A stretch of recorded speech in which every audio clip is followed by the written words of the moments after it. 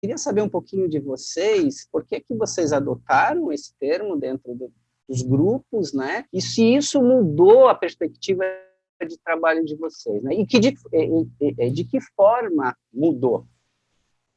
Bom, no início do grupo, que a gente fundou em 2013, a gente funda a Karma Cia de Teatro, né?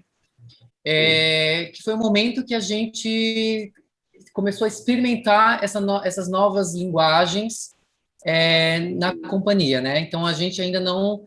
Tanto até o nome a gente deixou como Cia de Teatro, porque a gente, na nossa cabeça também, iríamos fazer espetáculos de teatro.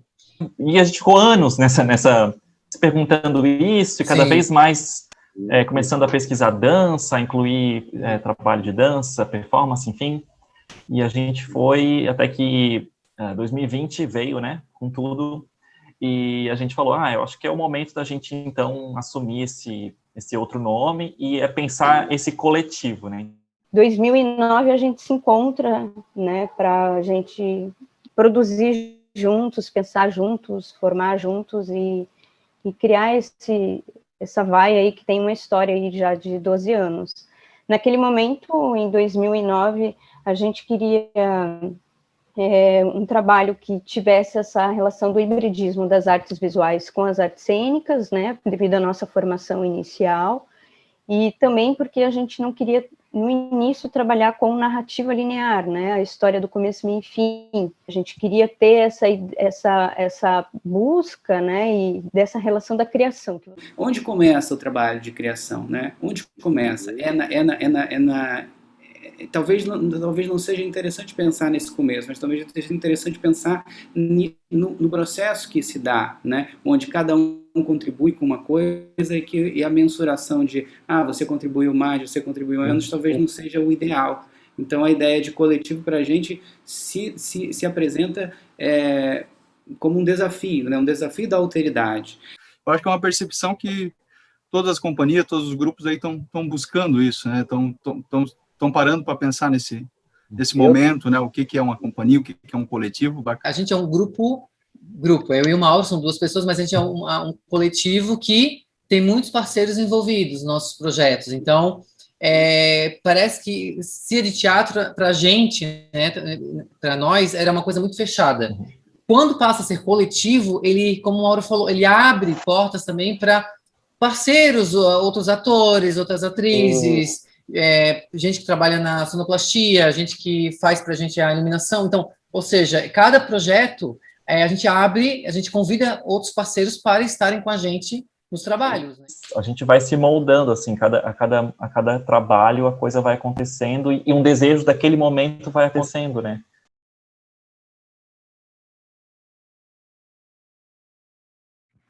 A gente nunca teve esse desejo de, por exemplo, criar a partir de dramaturgias, de autores, dramaturgos. A gente sempre teve a vontade de criar os trabalhos, de criar a dramaturgia, de criar esse lugar, assim.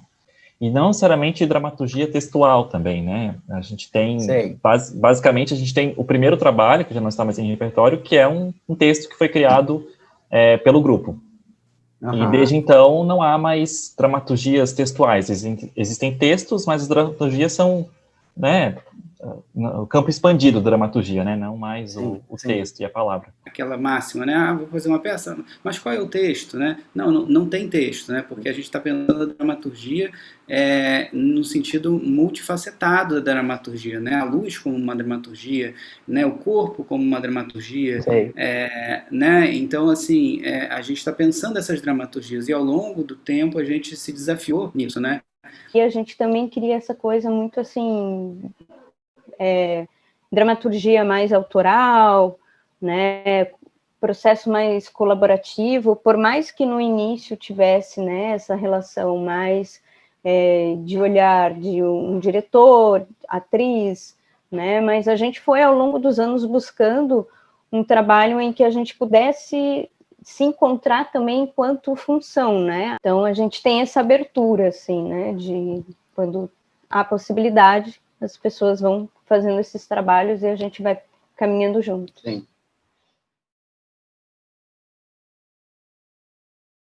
Não sei, para mim, né? Quando a gente começa a montar o próprio trabalho, a gente não pensa qual público será.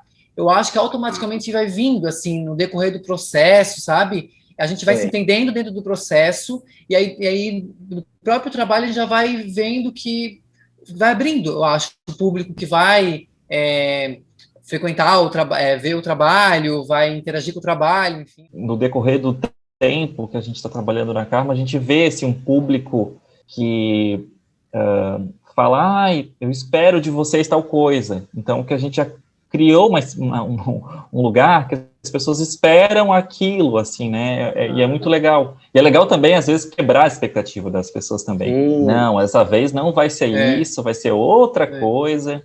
Assim como nós nos desafiamos com os nossos trabalhos, de pensar, por exemplo, a gente desafia o espectador também a entrar em contato com essa materialidade, né? Porque eu acho que seria muito pequeno a gente pensar que, né, o teatro ou aquilo que a gente está fazendo seria a afirmação do que se já sabe.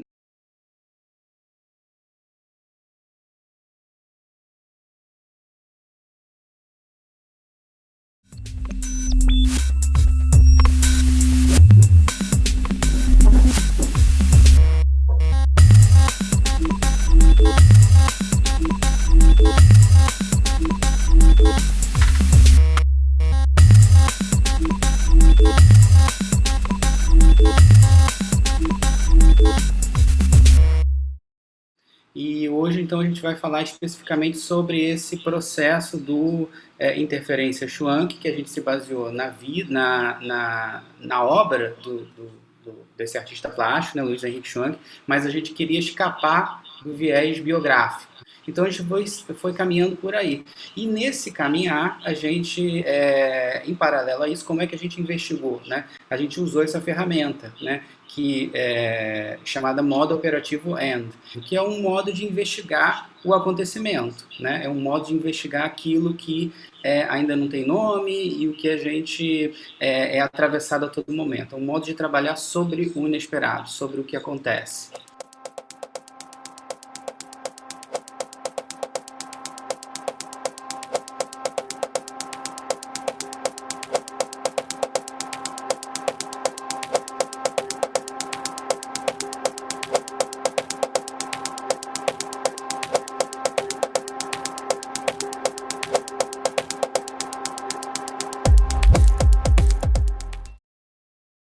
A gente preparou um material apresentando os nossos processos. Então, a gente vai falar sobre da onde a gente parte em cada processo, as nossas referências, da onde a gente busca também material e informação para construir esses trabalhos. A gente propõe que vocês, enquanto a gente vai passando e vai falando, vocês também vão perguntando, vão falando, vão relacionando. Eu acho muito legal que a gente também pense relações entre os nossos trabalhos. Os materiais de vocês, os processos de vocês também não ficam amarrados nisso, não. Nossa, ficou aqui, fechamos essa caixinha e é isso, né? Não, as coisas se transformam e a gente está aberto a isso. Vocês também, foi bem bacana ver essa situação de vocês, foi bem legal mesmo.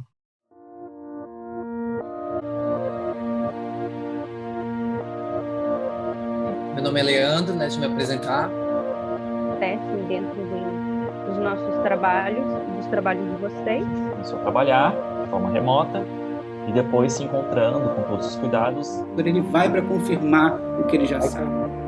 Boa noite a todos, eu sou o Jackson, integrante da Vai Coletivo.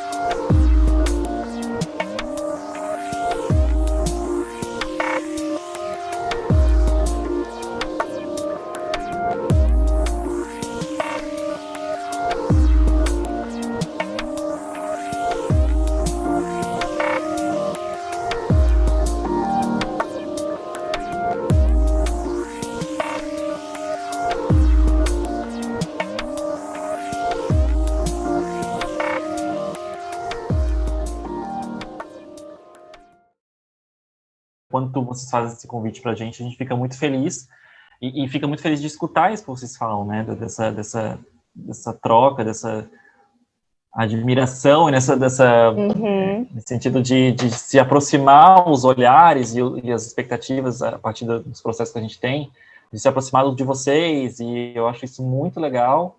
É um projeto, né? Ele está aí sendo executado nesse período e tal, mas assim, que ele seja um movimento posterior, né? Eu acho que isso que tu fala é um movimento, né? Eu acho que não se encerra aqui. Não, é uma ponte, a partir já cria uma ponte que vai... Então, foi muito legal conhecer vocês também, individualmente, não só a Vai, mas vocês enquanto pessoas, assim, porque são pessoas que a gente já está na nossa rede a partir de agora, né? Que a gente vai sempre lembrar, né? Joinville, o pessoal lá da Vai, a gente vai pensar de primeiro momento, assim, eu acho isso muito legal. Eu acho que isso cada vez mais a gente tem que fazer, pensar em rede, pensar em coletivo, porque os tempos estão pedindo isso, né? Se antes já era importante, atualmente é muito mais, então a gente precisa se relacionar. Sim. Então, muito obrigado, muito obrigado. Obrigado, gente.